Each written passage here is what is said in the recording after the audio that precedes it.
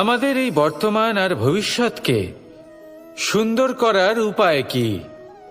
কেউ বলবেন আজ নিরন্তর পরিশ্রম করতে থাকো, কর্ম এবং চেষ্টা করতে থাকো।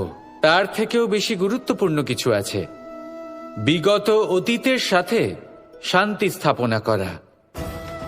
কারণ অনেক সময় আপনার এই অতীত আপনাকে সামনে অগ্রসর হতেই দেয় না। আর অতীতের এই বিতৃষ্ণা যদি আপনি ভুলতে না পারেন, তাহলে বর্তমানের এই মিষ্টি সুখ আপনি কিভাবে উপভোগ করবেন, ভবিষ্যৎকে কিভাবে সুন্দর বানাবেন? তাই এই অতীতকে ভুলে যান, এর থেকে যা শিক্ষা প্রাপ্ত করার করে নিন, আর বর্তমান এবং ভবিষ্যৎকে আরো সুন্দর করে তুলুন। আর আমার সাথে ভালোবেসে বলুন, রাধা রাধা। জীবনে অনেক সময় আমরা সমস্যার জালে এমন ভাবে জড়িয়ে পড়ি যে আমরা বুঝতেই পারি না যে আমাদের কি করা উচিত, কার সাহায্য চাইবো, কার সাথে দেখা করব, বুঝতেই পারি না। অনেক সময় এমন হয় যে সমস্যা আমাদের থেকে শুরু হয় না, অন্য কারোর থেকে শুরু হয়। অনেক সময় এই সময় এমন খেলা খেলে যে আপনি সেই সমস্যায় ফেঁসে যান। কিন্তু সমস্যা যেখান থেকেই শুরু হোক না কেন, সেই সমস্যার সমাধান আপনাকে করতেই হবে। অনেক সময় মানুষ এমন বলেন, আমার অতীত এত বাজে, সেটা শুধরে কি হবে? এই ভুলটাই তারা করে বসেন। দেখুন, আগে যা হয়ে গেছে, যা শুধুই অতীত, যা সত্য তা কখনো বদলানো যাবে না। কিন্তু এটাও সত্যি যে এখন থেকে সামনের যে পথ, সেটাও আপনার হাতে রয়েছে। আপনি একে ভালোও বানাতে পারেন, খারাপও বানাতে পারেন। তাই আপনার এটা শুধরে নেওয়াই উচিত। কারণ মানুষ আসলে তার নিজের অতীতকে নয়, তার বর্তমানকে প্রভাবিত করতে পারে। এই বর্তমানই পরবর্তীকালে অতীত হবে, যা আপনি শুধরে নিতে পারেন। তাই আপনি সেই চেষ্টাই করুন, নিরন্তর চেষ্টা করুন। ধন্যাত্মক দৃষ্টিভঙ্গি নিয়ে নিজের বুদ্ধি প্রয়োগ করুন, সাহসের সদ্ব্যবহার করুন, যাতে আপনার আগামী সময় আপনি আরো ভালো করে তুলতে পারেন। আপনার সমাপ্তি আর সমাপ্তির পথে এই যাত্রা, তাকে আপনি সুখময় করে তুলতে পারেন। তাহলে এটাই করুন আর আমার সাথে ভালোবেসে বলুন, রাধা। মানুষের সবথেকে বড় শক্তি কি? তার বাহুবল, অর্জন করা ধন, নাকি তার পেছনে দাঁড়িয়ে থাকা তার সমর্থক বা প্রশংসকদের দল, নাকি ঈশ্বরের আশীর্বাদ? সেটা কি? মানুষের সবথেকে বড় শক্তি হলো একটাই, আর তা সকলের মধ্যে আছে। আর তা হলো তার নিজের অস্তিত্ব, যা অন্য কারোর মধ্যে নেই। সংসারে অনেক লোক রয়েছেন, কিন্তু কেউ আপনার মতো নন।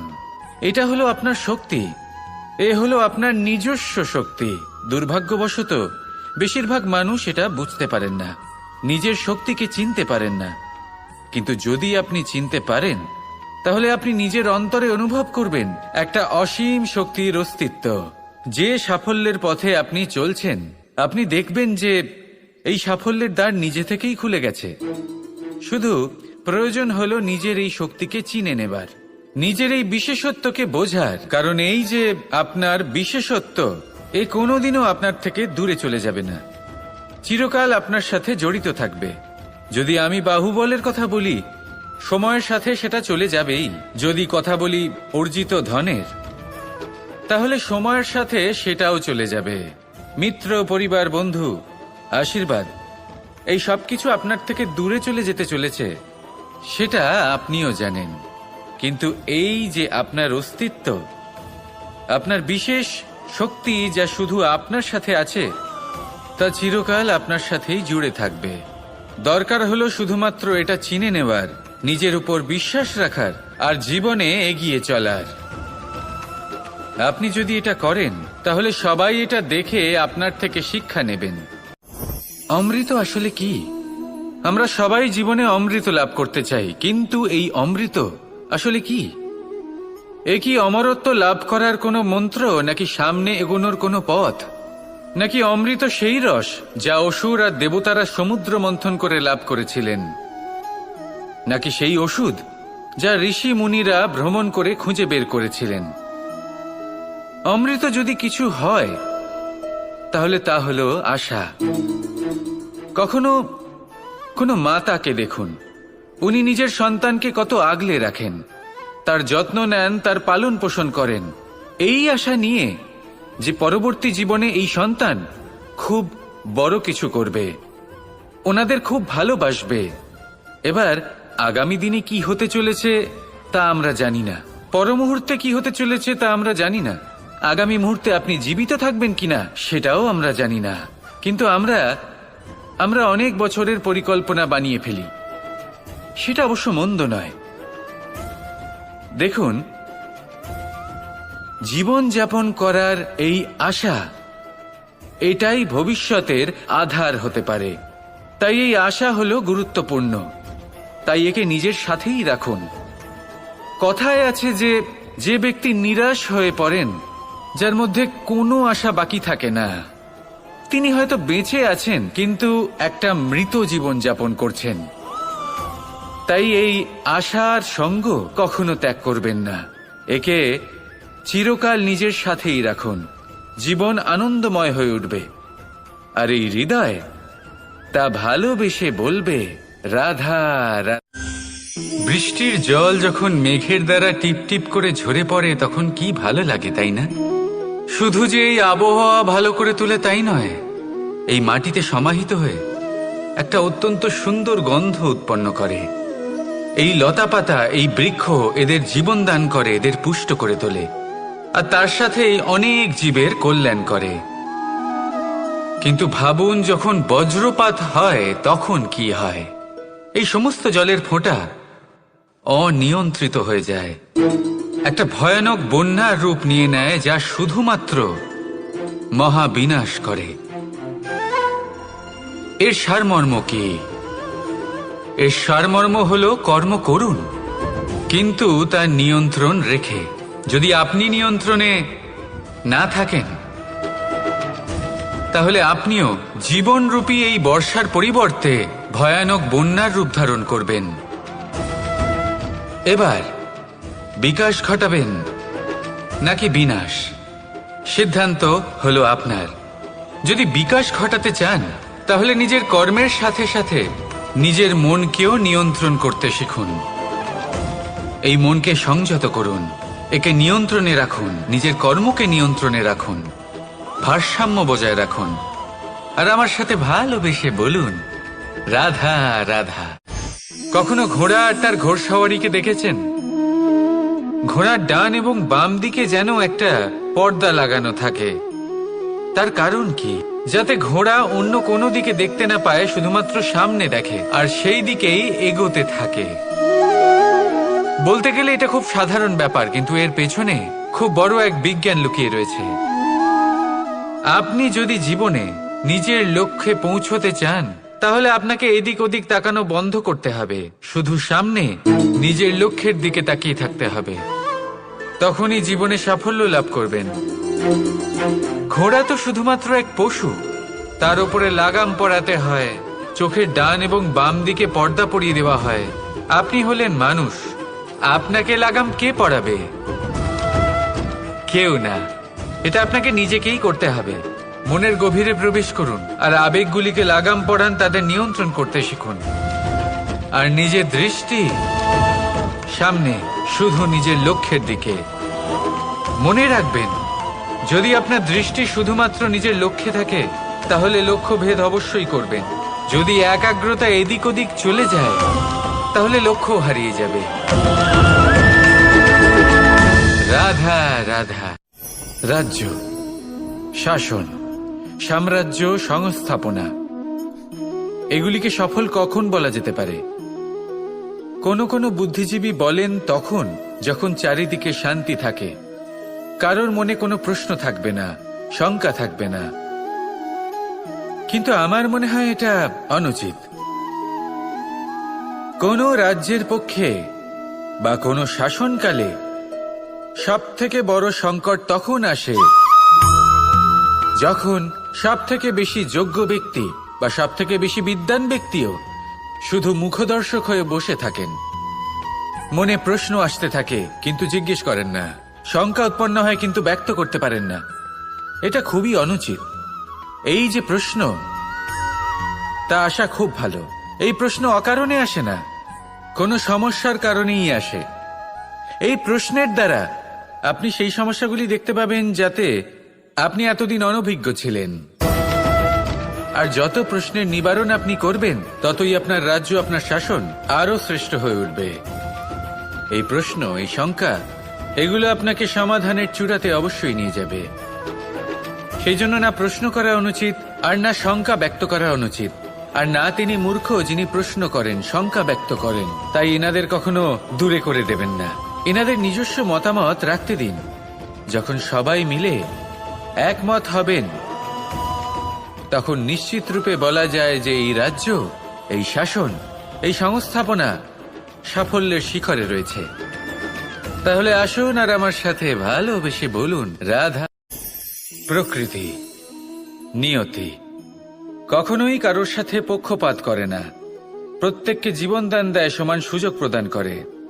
এটা সেই ব্যক্তির উপরে নির্ভর করে যে সে কিভাবে তার থেকে লাভবান হয়ে উঠবে। তার নির্বাচনের উপর নির্ভর করে, তার দৃষ্টিভঙ্গির উপর নির্ভর করে যে সে কতটা ধনাত্মক বা কতটা নেতিবাচক। দুই ধরনের মানুষ হন। এমন কিছু মানুষ হন যারা প্রত্যেক পরিস্থিতি, প্রত্যেক সমস্যা এবং বিপদে সুযোগ খুঁজে বের করেন। আর কিছু এমন মানুষ রয়েছেন যারা যে কোনো সুযোগে কোথাও না কোথাও থেকে একটা সমস্যা খুঁজে বের করেন। এবার আপনি কি চান? আপনি সুযোগ চান, তাহলে সুযোগ পাবেন। আপনি সমস্যা পেতে চান, সমস্যা তো আপনি চাইলেই খুঁজে পাবেন।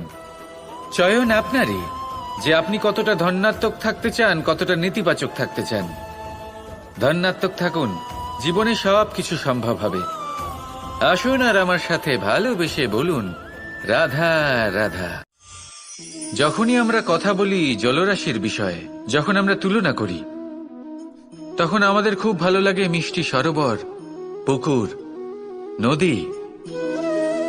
আর আমরা অপেক্ষা করে থাকি সাগরের জন্য, সমুদ্রের জন্য। কেন করি? কারণ এই সাগর, এই সমুদ্র, এ হলো অত্যন্ত বিশাল আর ভয়ানক। এর জলও কিন্তু নোনতা, যা আমরা পান করতে পারি না। কখনো ভেবে দেখেছেন এই সমুদ্রের অন্তরে এই নোনতা জল, এই নোনতা ভাব, এটা আসে কোত্থেকে? এই যে সমুদ্র, যে প্রবাহমান নদীর থেকে যে খনিজ নির্গত হয়, তার ভান্ডার হলো এটা। সেই খনিজকে নিজের অন্তরে গ্রহণ করে, সেই নোনতা ভাব নিজের মধ্যে সমাহিত করে, আর তারপর সেই নোনতা জল বাষ্পে পরিণত হয়ে ওপরে উঠে যায়, যা মেঘ হয়ে আপনার ওপর মিষ্টি বৃষ্টি হয়ে ঝরে পড়ে।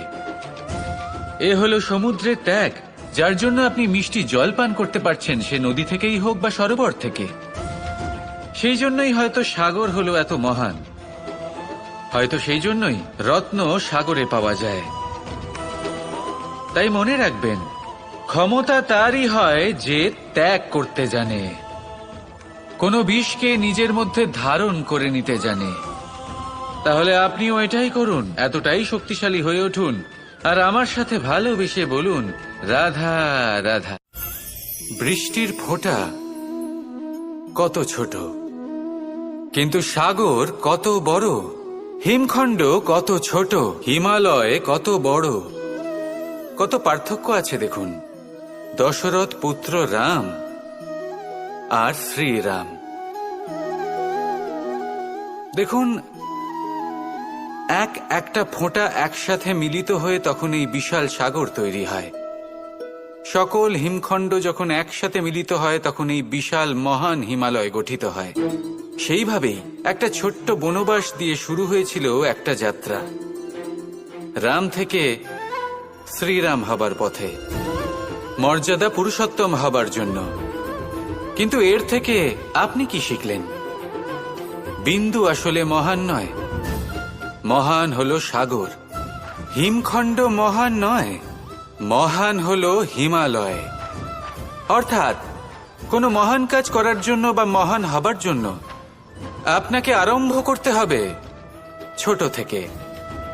একটা অত্যন্ত সরল কিন্তু একটা গুরুত্বপূর্ণ কথা আমি আপনাকে বলতে চাই। দেখুন, আরম্ভ করার জন্য প্রথমেই আপনার মহান হবার কোনো প্রয়োজন নেই, কিন্তু হ্যাঁ, মহান হবার জন্য প্রথমে আরম্ভ করা অত্যন্ত প্রয়োজনীয়। আপনি যদি শুরুই না করেন তাহলে কখনো মহান হতেই পারবেন না। প্রকৃত নিষ্ঠা দ্বারা আরম্ভ করুন। আপনার পদক্ষেপ, আপনার কর্ম যতই ক্ষুদ্র হোক না কেন, তা করতে থাকুন, নিরন্তর চেষ্টা করতে থাকুন। তারপর দেখবেন এই যে মহানুভবতা নিজে পথ চলে আপনার কাছে আসবে। জীবন, এই জীবন আসলে কি?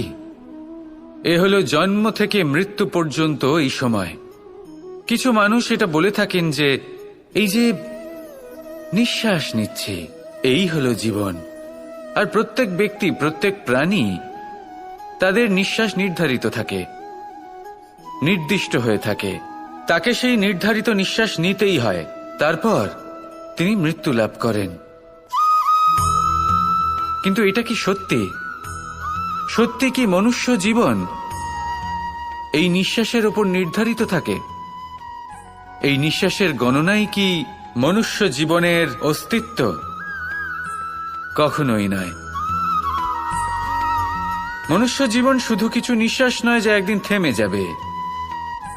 মনুষ্য জীবন হলো সেই নিঃশ্বাসের মধ্যেকার সেই সময় যা দেখে অন্য কারোর নিঃশ্বাস স্তব্ধ হয়ে যেতে পারে।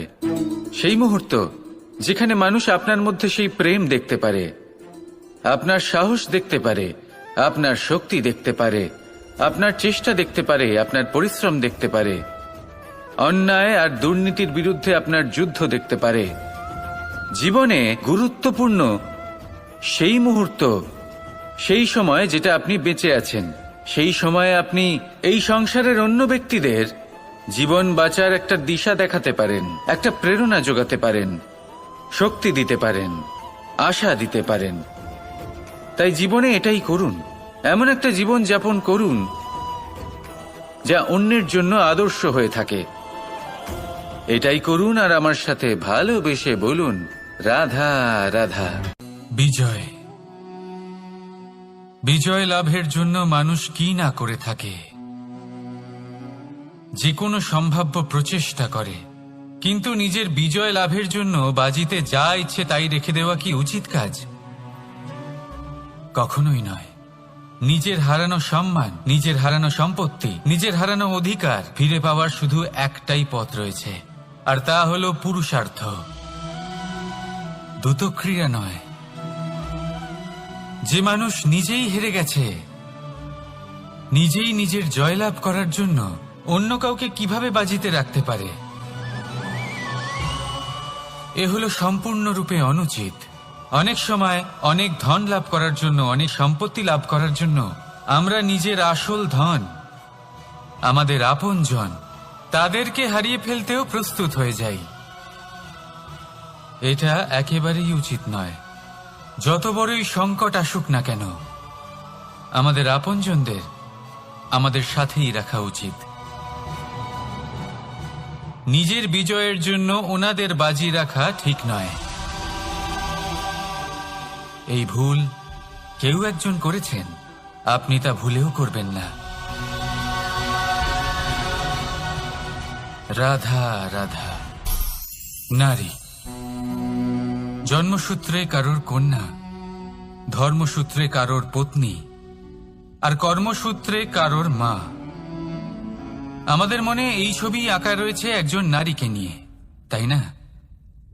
একটা অতুলনীয় ভূমিকা রয়েছে নারীদের আমাদের জীবনে, আর নারী ছাড়া আমরা কিছুই নই। কিন্তু অধিকার, সেখানে আমরা একটা ভুল করে বসি। যখন নারী একজন কন্যা থাকে, যখন সে জন্ম নেয়, তখন তার ওপর অধিকার থাকে তার পিতার। আর তারপর যখন বিয়ে হয়ে যায়, তখন তার অস্তিত্বের উপর অধিকার থাকে তার স্বামীর। আর যখন তিনি মা হন, তখন নিজেই তিনি জীবনের সমস্ত অধিকার দিয়ে দেন তার সন্তানকে। কিন্তু আমরা কি কখনো এটা ভেবেছি এই জীবন হলো তার নিজের? যে নারী সবার কল্যাণ করছেন, তার জীবনের অধিকারও তার কাছেই থাকা উচিত, তাই না? তার নিজের জীবনের সিদ্ধান্ত সে নিজেই নিতে পারেন, নিজেই নিজের ভাগ্যের রচয়িতা হতে পারেন। আর এর জন্য আমাদের নিজেদের পাল্টাতে হবে, দৃষ্টিভঙ্গি পাল্টাতে হবে। কারণ এই ধারণা সেটা আজ বা কালকের ব্যাপার নয়, এটা ঘটে চলেছে বহু বছর ধরে আর চলতেই থাকবে যদি আমরা এটা না বদলাই।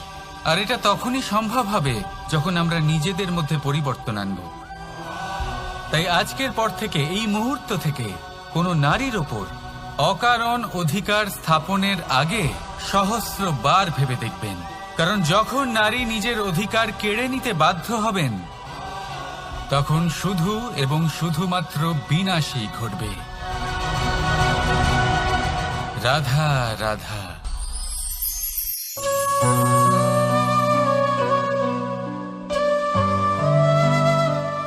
নারী, পুরুষরা যাকে নাম দিয়েছেন ত্রিয়া, কেন দিয়েছেন, কে দিয়েছেন, কেউ তা জানে না। কথায় আছে, পুরুষরা ভাবেন যে ত্রিয়া, ভাবেন একরকম, বলেন অন্য কিছু, আর করেন অন্য কিছুই। কিন্তু সত্যিটা কি এটাই? আসল সত্যি হলো এটাই যে ত্রিয়া হলো সেই চরিত্রহীন পুরুষ আর কেউ নয়।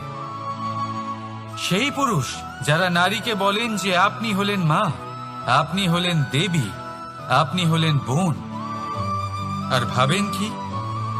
ভাবেন যে এই নারী হলো আমাদের পায়ের ধুলো আর কিচ্ছু নয়। আর কি করেন? ওনাদের মাথায়, ওনাদের খোপায় মালা পরিয়ে দিয়ে ভাবেন যে ওনারা হলেন তাদের পায়ের ধুলোর সমান। একজন নারীর সম্মান ভঙ্গ করেন, তাদের দাসী মনে করেন। ভুলবেন না, যত্র নারী আস্ত পূজ্যন্তে রমন্তে তত্র দেবতা। অর্থাৎ যেখানে নারীকে পুজো করা হয় সেখানে ঈশ্বর বাস করেন, আর যেখানে নারীকে অপমান করা হয় সেখানে ঈশ্বর এবং ভাগ্য এই দুই রুষ্ট হয়। মনে রাখবেন, যদি নারী কল্যাণকারী হতে পারেন তাহলে নারী মহাচণ্ডী রূপও ধারণ করতে পারেন। যদি একজন নারী মাতা হয়ে জন্মদান করতে পারেন তাহলে নারী মৃত্যু হয়ে বিনাশও করতে পারেন। যেখানে নারী অপমানিত হবেন সেখানে মহান ভারতও মহাভারতের পথে অগ্রসর হতে পারে। তাই মনে রাখবেন, নারীর অপমান যেন কখনোই না ঘটে। আর যদি কোথাও নারীর অপমান হয় তার অর্থ হলো আপনার বিনাশ আপনার দিকেই আসছে। আর এটা হলো তার প্রথম পদক্ষেপের প্রথম পদধ্বনি। রাধা রাধা। যদি সন্তান কোনো দুষ্কর্ম করে তাহলে সেই অপরাধ শুধু কি সেই সন্তানের? না, যদি সন্তান দুষ্কর্ম করে তাহলে অপরাধী তার মাতা পিতাও, যারা পুত্রমোহর কারণে সেই অনুচিত কাজে তাকে বাধা দেননি। অপরাধী হলেন তার পিতামহ, যিনি নিজের কর্তব্যবোধের কারণে নিজের পরিবারের যত্ন নেননি, যিনি সন্তানকে কখনো শাস্তি দেননি। অপরাধী হলেন তার সেই গুরুও, যিনি নিজের শিষ্যের সেই দুষ্কর্ম দেখেও তাকে প্রতিহত করতে পারেননি। একজন হবু রাজার কর্তব্য হলো নিজের প্রজার কাছে সে যেন এক উদাহরণ প্রস্তুত করতে পারে। কিন্তু যদি এত অনুচিত উদাহরণ প্রস্তুত হয়ে থাকে তাহলে মা বাবার, বাড়ির বয়োজ্যেষ্ঠদের কর্তব্য হলো ওনারা যেন সেটা সেখানেই থামায়, হয় ভালোবেসে নয়তো শাস্তি দিয়ে।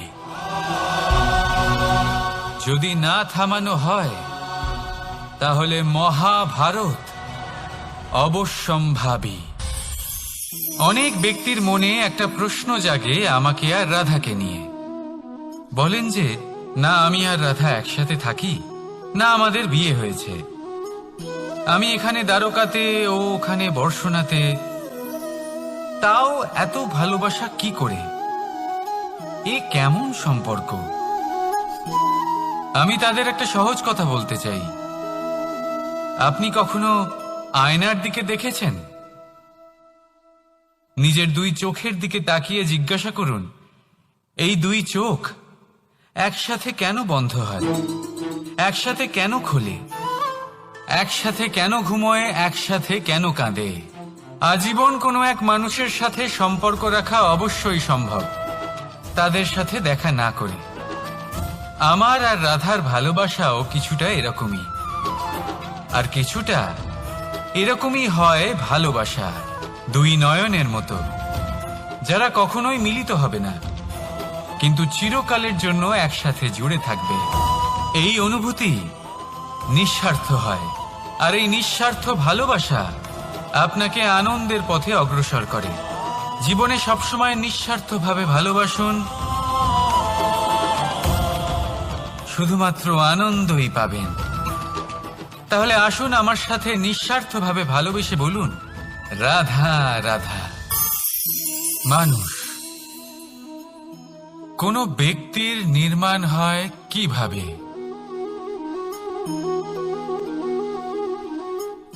কেউ বলবেন পঞ্চতত্ত্বের দ্বারা, কেউ বলবেন আত্মা, দেহ ও চেতনার দ্বারা, কেউ বলবেন ঈশ্বরের কৃপার দ্বারা, তো কেউ বলবেন এই প্রকৃতির পরীক্ষার দ্বারা। না, মানুষের নির্মাণ হয়ে থাকে বিশ্বাস দ্বারা। ব্যক্তি তখনই গড়ে ওঠেন যখন ব্যক্তিত্ব থাকে, ঠিক কিনা? আর ব্যক্তিত্ব তখনই হবে, আর সেরকমই হবে যেরকম বিশ্বাস আপনি নিজের উপরে রাখবেন। যদি আপনি মনে করেন আপনি বিষের ন্যায় হবেন, তাহলে আপনি বিষাক্তই হবেন। যদি আপনি এটা মনে করেন যে আপনি অমৃতের ন্যায় হবেন, তাহলে আপনি অমরই হয়ে যাবেন। যদি আপনি নিজের উপরে বিশ্বাস রাখেন যে আপনি সংসারের সব থেকে উঁচু পর্বতের শিখরে পৌঁছতে পারবেন, তাহলে আপনি অবশ্যই পৌঁছবেন। যদি আপনার এরকম মনে হয় যে আপনি এরকম কখনো করতে পারবেন না, তাহলে এরকম কখনোই হবে না। ভেবে দেখবেন, বিশ্বাসের মধ্যেই বিশ্ব বাস করে থাকে, তো আপনার অস্তিত্ব কেন করবে না? যেমন বিশ্বাস আপনি নিজের উপরে রাখবেন, তেমনই আপনি হয়ে উঠবেন। সেই জন্য নিজের উপরে বিশ্বাস রাখুন, আর হ্যাঁ, ভালোবেসে বলুন, রাধা রাধা। শত্রুতা, একজন মানুষ অন্য মানুষের সাথে শত্রুতা করে বসেন। দুজন ঘনিষ্ঠ বন্ধু, এমনও এক সময় আসতে পারে যখন এনারা একে অপরের শত্রু হয়ে ওঠেন। এর অনেকগুলো কারণ হতে পারে, কিন্তু মূল কারণ হলো আলোচনা। আগে হ্যাঁ, আপনি যদি কারোর বিষয়ে আলোচনা করেন, তাহলে সে আপনার শত্রু হয়ে যেতে পারে। এবার মনে একটা প্রশ্ন আসতে পারে যে এটা কিভাবে সম্ভব হতে পারে? আলোচনা, এটা তো অত্যন্ত জরুরি। যদি আমি নিজের বন্ধুর খারাপ কাজের বিষয়ে আলোচনাই না করি, তাহলে সে শুধরবে কি করে? এ কথা সত্যি যে আলোচনা আবশ্যক, কিন্তু তার থেকেও বেশি গুরুত্বপূর্ণ এবং আবশ্যক হলো আপনার এই সিদ্ধান্ত এটাই যে আপনার এই আলোচনা কোন স্থানে করবেন। যদি এটা সবার সামনে করবেন ভাবেন, তাহলে তা অপমানও হয়ে যেতে পারে। যদি এটা আলাদাভাবে করেন, তাহলে তা পরামর্শ হয়ে যায়। অপমান কেউ স্বীকার করতে পারেন না, কিন্তু পরামর্শ সকলের ভালো লাগে। তাহলে যদি আপন কারোর জন্য ভালো কিছু চান, কাউকে শুধরে দিতে চান, আর আপনার মনে হয় আলোচনা আবশ্যক, তাহলে সর্বপ্রথম সময়, পরিস্থিতি আর স্থানের কথা মনে রাখবেন, নয়তো এই আলোচনা আপনাকে খুব ভোগাতে পারে। তাহলে আসুন আমার সাথে ভালোবেসে বলুন, রাধা রাধা। আপনার জীবনেও কি সমস্যা রয়েছে? অবশ্যই থাকবে। প্রত্যেকের জীবনেই সমস্যা থাকে। প্রত্যেক মানুষ জিজ্ঞাসাও করেন যে এই সমস্যা আসলে কি আর কেন আসে জীবনে। আপনাকে একটা কথা বলে দিই যে সমস্যা আসলে সেটা নয় যা আপনার পথে বাধা সৃষ্টি করে, বরং সমস্যা হলো সেটাই যেটা আপনি তখন দেখতে পান যখন আপনার একাগ্রতা আপনার পথ থেকে, আপনার লক্ষ্য থেকে সরে যেতে থাকে। আর এই সমস্যাগুলি দূর করার জন্য, এর সমাধান করার জন্য একটাই পথ আছে। নিজের সমস্ত ভাবনা আরো একবার একাগ্র করুন নিজের পথের দিকে, নিজের লক্ষ্যের দিকে। আপনার সমস্ত ভাবনা যদি কেন্দ্রীভূত হয় নিজের লক্ষ্যে, তাহলে এই সমস্যা দূরে থাকবে। যদি এরকম না হয়, যদি আপনার মন একটু অন্যদিকে চলে যায়, তাহলে এই সমস্ত সমস্যা আবার সামনে চলে আসে আর বাড়তেও থাকে। দেখুন, যেখানে আপনার লক্ষ্য রয়েছে, বান যদি সেখানেই চালাতে হয়, তাহলে দৃষ্টি তো সেদিকেই রাখতে হবে। তবেই তো আপনি সেই লক্ষ্য ভেদ করতে পারবেন। সেই জন্য মনে রাখবেন, সর্বদা লক্ষ্য রাখবেন নিজের পথে, সেই পথেই সামনে এগোতে থাকুন নিজের লক্ষ্যের দিকে। আপনি যত সামনে এগোতে থাকবেন, এই সমস্যা তত পিছিয়ে যাবে। তাহলে আসুন, আমার সাথে ভালোবেসে বলুন, রাধা রাধা। এই পাখিরা সত্যি খুব সুন্দর, আমার খুব ভালো লাগে। আপনি নিশ্চয়ই শুনে থাকবেন যে কিছু পাখির কাছে ডানা অবশ্যই থাকে, কিন্তু উড়তে পারে না। তারা চায় উঁচু আকাশে উড়ে বেড়াতে এবং মেঘেদের সাথে কথা বলতে, করতেই পারে না। এবার এই সংসারেও পাওয়া যায় ঘুড়িও। এদের মধ্যে না জীবন আছে, না প্রাণ আছে, আর না আছে ডানা, কিন্তু এরা আকাশের সাথে কথা বলে, হাওয়ার বেগের সাথে কথা বলে, আনন্দ করে, উৎফুল্ল হয়ে ওঠে। আকাশে জীবনের কিছু মুহূর্ত কাটায়। তার কারণ কি হতে পারে? কারণ হলো সুতো। এই সুতো যদি সঠিক হাতে থাকে, তাহলে এই কাগজের তৈরি ঘুড়িও আকাশের উচ্চতায় উড়ে বেড়াতে পারে। এবার এই সুতো আসলে কি? এই সুতো হলো আসলে ভালোবাসা। এই সুতো হলো আসলে বিশ্বাসের।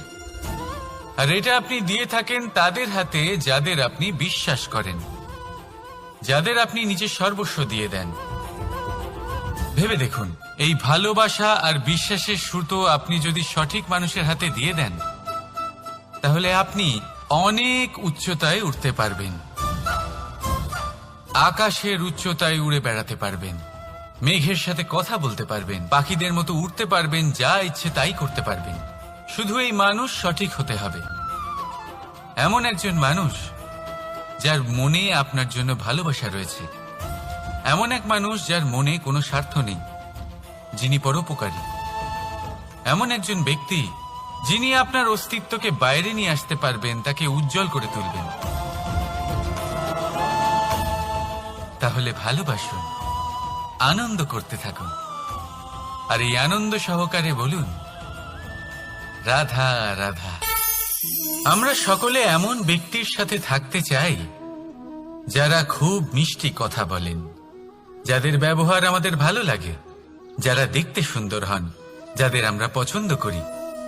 আর সবসময় এমন ব্যক্তির থেকে দূরে থাকতে চেষ্টা করি যাদেরকে আমরা পছন্দ করি না, যাদের কথা আমাদের খারাপ লাগে, যাদের কথা একটু কঠোর হয়। আমরা সবসময় চেষ্টা করি এদের থেকে দূরে থাকার, ঠিক কিনা? কিন্তু যদি বাস্তবটা দেখি, তাহলে এই কঠোরতা জীবনে শান্তির প্রলেপ দেয়। ওষুধও একটু কড়াই হয়, কিন্তু এ কি করে? আমাদের সুস্থ করে তোলে। ঠিক সেইভাবেই ভালোবাসার এই অধ্যায় একটু কঠিন, একটু কড়াও মনে হতে পারে, কিন্তু এর ফল সবসময় আপনাদের স্বাস্থ্যের পক্ষে ভালোই হয়। সেই জন্য যদি কেউ আপনার নিন্দে করে, আপনাকে কড়া কথা শোনায়, আপনার ব্যাপারে আলোচনা করে, তার মানে এটা নয় যে সে আপনার শত্রু।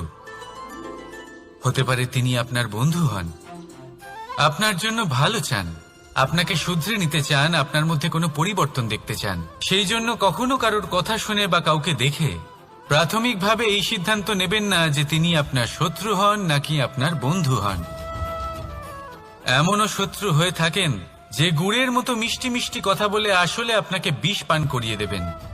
আর এমনও বন্ধু থাকেন যারা আসলে নিমের মতো কড়া কথা বলেন কিন্তু আপনাকে অমৃত পান করান।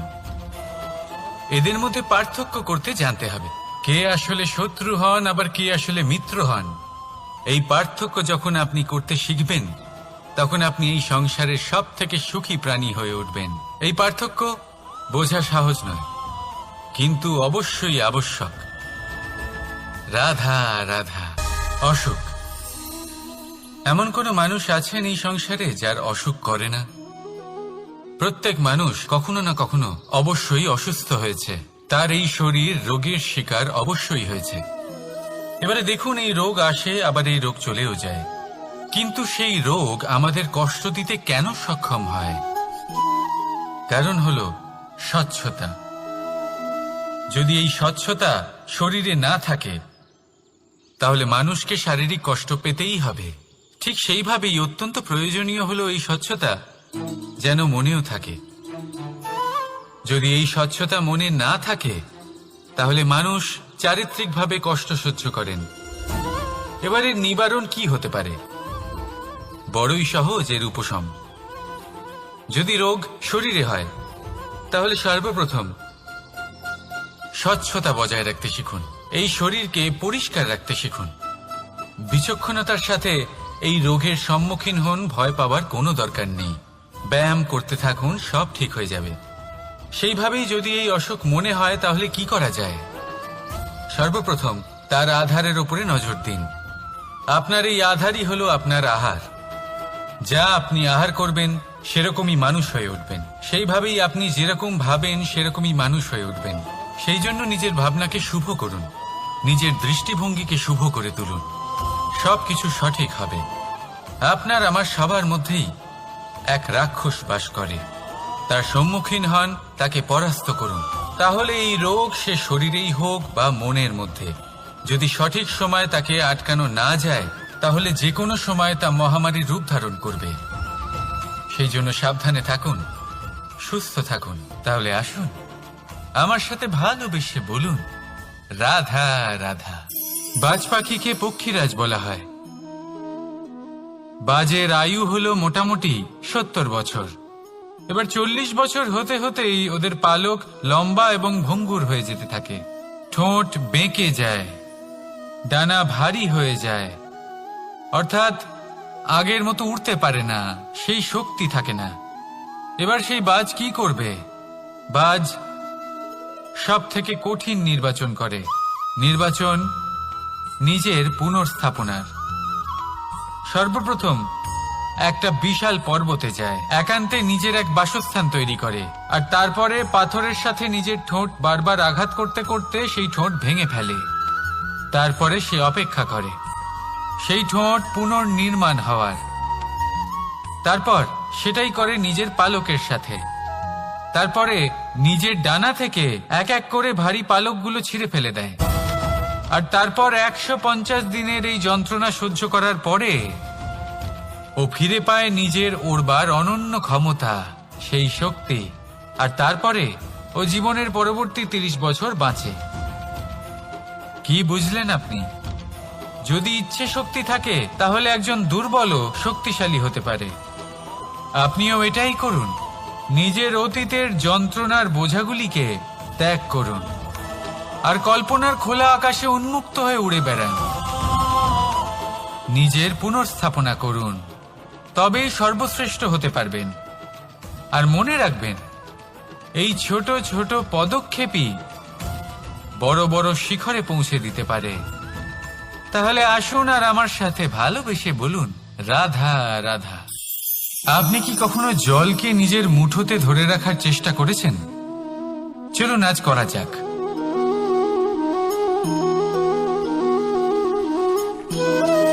যদি আপনি নিজের মুঠো জোরে বন্ধ করেন, জল ধরে রাখতে পারবেন না। যদি আপনি তাকে এমনি বইতে দেন, তাহলে ও নিজের পথ নিজেই করে নেবে আর আপনার হাতেও থেকে যাবে। আমাদের জীবনও হলো কিছুটা এরকম, জলের মতো। নিজের পথ নিজেই করে নেয় এই জীবন। প্রত্যেক সমস্যার সমাধান নিজেই করে নেয় এই জীবন। তাই জীবনে যখন কোনো পরিস্থিতি আমাদের প্রতিকূল হয়ে থাকে, কিছু